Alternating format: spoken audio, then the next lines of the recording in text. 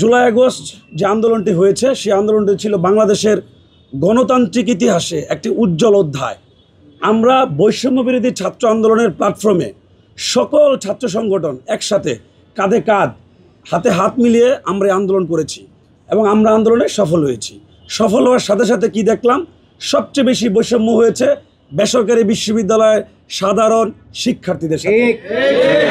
আমরা এর তীব্র নিন্দা এবং প্রতিবাদ জানাই।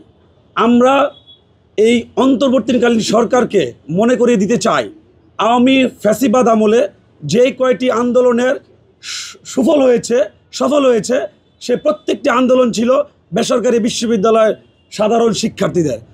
2011 সালে ভ্যাট বিরোধী আন্দোলন, 2015 সালে ভ্যাট বিরোধী আন্দোলন, 2018 সালে নিরাপদ সড়ক চাই আন্দোলন, 2024 সালে সর্বোচ্চ পর্যায়ের স্বৈরাচারী ফেরাউন লেডি খ্যাত শেখ হাসিনার বিরুদ্ধে যে আন্দোলন, যেটা কেউ কখনো কল্পনা করেনি এই ফ্যাসিবাদের পতন ঘটবে, সেই ফ্যাসিবাদের পতন বেসরকারি বিশ্ববিদ্যালয়ের সাধারণ শিক্ষার্থীরা সকল ছাত্র সংগঠন মিলে ঐক্যবদ্ধভাবে সফল করেছে।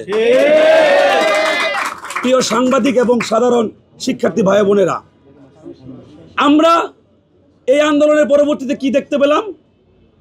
আমরা দেখতে পেলাম ছাত্র জনতার এই আন্দোলনকে কুক্ষিগত করে গুটি কয়েক ছাত্র, আমরা যদি স্পেসিফিকলি ছাত্রকে 4 ভাগে ভাগ করি, এক ভাগ হচ্ছে সুবিধাভোগী ছাত্র, যারা একটি দল গঠন করলেন এবং বিভিন্ন তদবির বাণিজ্যের মধ্যে জড়িয়ে গেলেন। আমরা আরেকটি ছাত্র যদি বলি, ছাত্র অংশ তারা ক্লাসে ফিরে গেছেন। আরেকটি ছাত্র, আমরা এখানে যারা বসে আছি ছাত্র অংশ, আমরা যারা বঞ্চিত।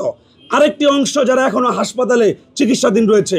আমরা এই অন্তর্বর্তীকালীন সরকারকে স্পষ্ট করে বলতে চাই, বেসরকারি বিশ্ববিদ্যালয়ের সাধারণ শিক্ষার্থীরা যারা এখনো আহত তাদের সুচিকিৎসা দিন, অন্যথায় আমরা দুর্বার আন্দোলন গড়ে তুলব ইনশাল্লাহ। আমরা কি দেখলাম? আমরা দেখলাম যাদের স্পষ্ট ভাষায় বলা রয়েছে তাদের বাড়িতে একটা টিনের ঘর ছিল, তারা এখন 25,000 টাকা দামির পাঞ্জাবি পরে। এই অর্থ কোথা থেকে আসলো? আমরা আজকের এই সাংবাদিক সম্মেলনের মাধ্যমে, আমাদের প্রাইভেট ঐক্যের মাধ্যমে আমরা জানতে চাই এই অর্থের উৎস কোথায়। এই অর্থের হিসাব আমাদেরকে দিতে হবে। প্রিয় সাংবাদিক ভাই বোনেরা এবং প্রাণের শিক্ষার্থীবৃন্দরা, বাংলাদেশ জাতীয়তাবাদী ছাত্রদল বেসরকারি বিশ্ববিদ্যালয়ের প্রতিটি আন্দোলনে অংশগ্রহণ করেছে এবং আপনারা জানেন জুলাই আগস্ট বিপ্লবে বেসরকারি বিশ্ববিদ্যালয়ের ছাত্রদলের বেসরকারি বিশ্ববিদ্যালয়ের সাধারণ শিক্ষার্থীদের যে প্রায় 35 জন, সংখ্যাটা 1-2 প্লাস মাইনাস হতে পারে, সেই সংখ্যার ভিতরে প্রায় 7 জন বেসরকারি বিশ্ববিদ্যালয়ের ছাত্রদলের কর্মী শহীদ হয়েছেন।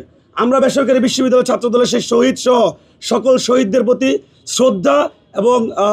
শ্রদ্ধা জানিয়ে আমরা স্পষ্ট করে বলতে চাই এই অন্তর্বর্তীকালীন সরকারকে, আমরা আমাদের অধিকার আদায়ের জন্য সকল ভাইয়েরা একসাথে হয়েছি।